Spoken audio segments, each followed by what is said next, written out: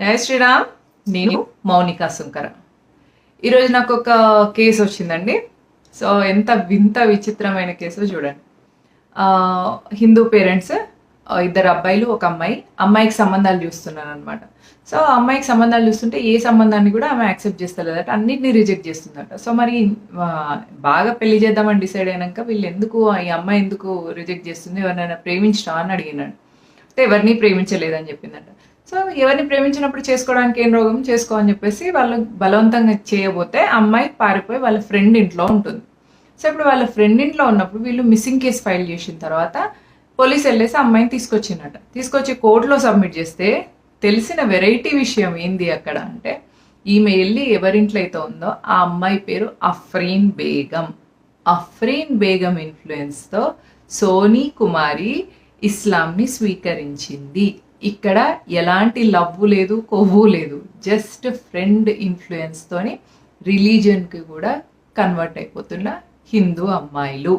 So Hindu తల్లిదండ్రులు ఏం చేస్తున్నారంటే ఖాళీ ప్లేట్ని పెట్టేస్తున్నారు అనమాట. ఒక స్లేట్ ఎట్లయితే ప్లెయిన్గా ఉంటుందో అట్లానే ఉంచేసేసరికి వేరే మతం వాళ్ళు రాసేస్తున్నారు. ఏది రాస్తే దాంతో వెళ్ళిపోతున్నారు. సో ఇప్పుడు ఈ సోనీ కుమారికి అఫ్రీన్ బేగం ఇచ్చిన ఇన్ఫ్లుయెన్స్తోని, అఫ్రీన్ బేగం ఇస్లాం గురించి చెప్పిన గొప్ప విషయాలు తెలుసుకొని సోనీ కుమారి ఇస్లాం మతాన్ని స్వీకరించింది.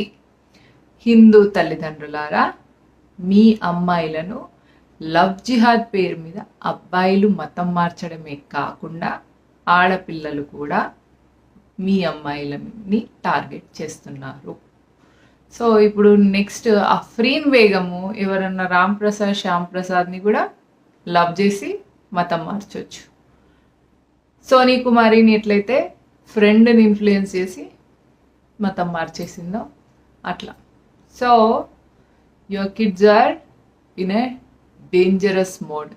Hindu parents, please understand the threat. Please teach your children about the religion. Please teach them about the cultural, ethical values.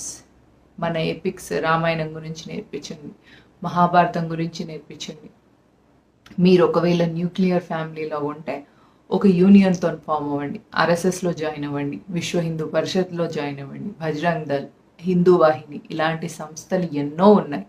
ఆ సంస్థలతో మీ ఫ్యామిలీని కనెక్ట్ ఉంచండి. ఆర్ఎస్ఎస్ ఓన్లీ మగవాళ్ళకే ఉంది అని అనుకోకండి. ఆర్ఎస్ఎస్ ఆడపిల్లలకు కూడా ఉంది. దాని పేరే Rashtra Sevika Samiti. This is the world's one of the largest women organization which works for women. It's work by the women and it works for Bharatmata. And it is purely, it's motto is purely safeguarding this civilization. So మీ పిల్లల్ని, అమ్మాయిలైతే రాష్ట్ర సేవికా సమితిలో join చేయండి, అబ్బాయిలైతే రాష్ట్రీయ స్వయం సేవక్ సంఘ్లో వేయండి. Save your kids.